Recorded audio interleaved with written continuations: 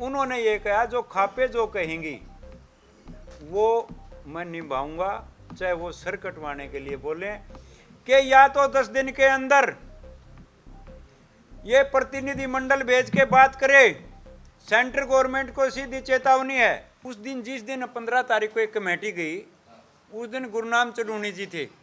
जो एक्चुअल बात हुई, फोन की बातें मीडिया के सामने नहीं होती भाई जी प्लीज। वो जो हमारी सामने बात हुई सारी पंचायत की, अग जी आप जो है ना, आप अलग क्यों हैं, आप इसमें सहयोग क्यों नहीं कर रहे। उन्होंने ये कहा जो खापे जो कहेंगी वो मैं निभाऊंगा, चाहे वो सर कटवाने के लिए बोले। ये उन्होंने हमें आश्वासन दिया। ये कमेटी उस दिन मौजूद थी जी।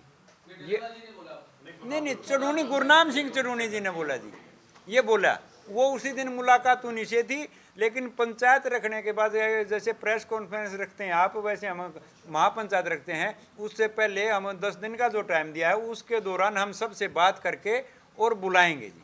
अच्छा सतीश जी, सुप्रीम कोर्ट ने भी चिंता जताई है डल्लेवाल साहब की सेहत को लेकर। आप लोग भी गए थे 15 तारीख को, हालात ठीक नहीं है, आप देख कर आए। हाँ जी। सुप्रीम कोर्ट ने भी कहा है कि उनकी जो वो जन नेता है, किसान नेता है, उनकी जान बचनी काफी जरूरी है। हाँ आप जी। क्या कोई अपील जारी करेंगे कि वो अनशन अपना खत्म करें, अपने स्वास्थ्य का ध्यान दें?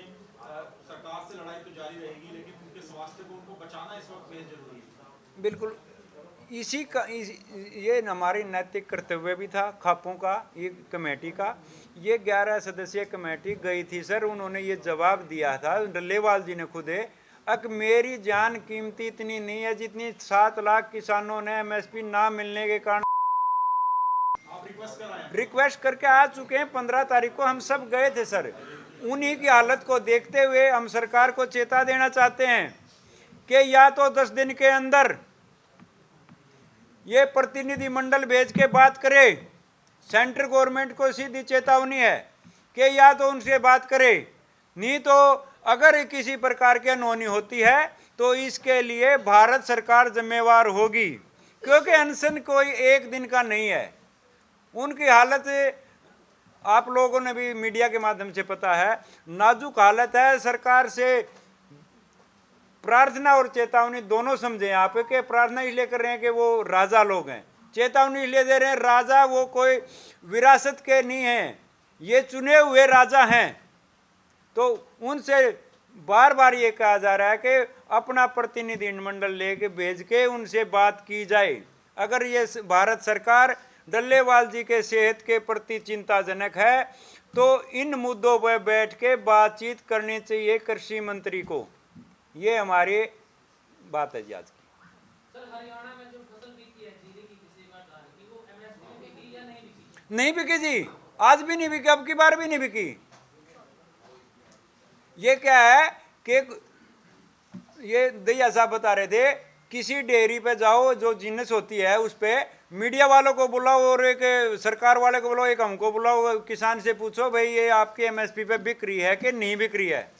एमएसपी के नाम पे ढकोसला किया जा रहा है, किसान को बांटने का काम किया जा रहा है।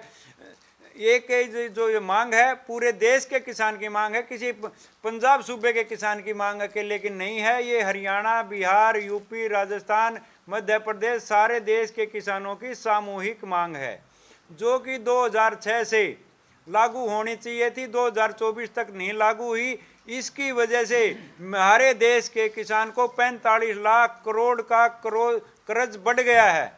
इस कर्ज की वजह से जो डल्लेवाल जी जो कर रहे थे, 7 लाख किसानों ने आत्महत्या कर चुके हैं और 750 किसानों ने एमएसपी की मांग को मनवाने के लिए जो सरकार ने खुद इसी प्रधानमंत्री ने ये आश्वासन दे के उठाया था कि हम आपकी कमेटी बनाएंगे, आपकी मांग को लागू करेंगे C2+50 के फार्मूले पे। ये सरकार को वादा याद दिलाने के लिए यह आंदोलन शुरू किया गया था। हाँ सर, 10 दिन का बातचीत करे, सरकार को दे रहे हैं। अगर सेहत के प्रति इतना वो मानते हैं, सुप्रीम कोर्ट को भी नहीं मानते, उनकी जान कितनी कीमती है आप बताइए। अगर ये मानते हैं अगर अनशन तो ये आंदोलन वाले करते रहते हैं।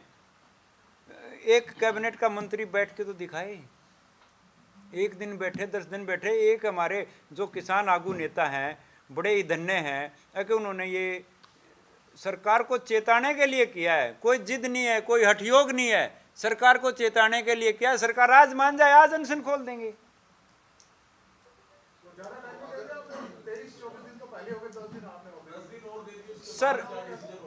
सर 10 दिन दिए हैं हमने, महापंचायत के लिए दिए हैं, महापंचायत में फैसला लिया जाएगा। क्या होगा क्या होगा। आज हम एक प्रेस के माध्यम से, आपके माध्यम से ये कहना चाहते हैं, अगर सरकार अपनी आंखें खोले और उनसे बातचीत करे।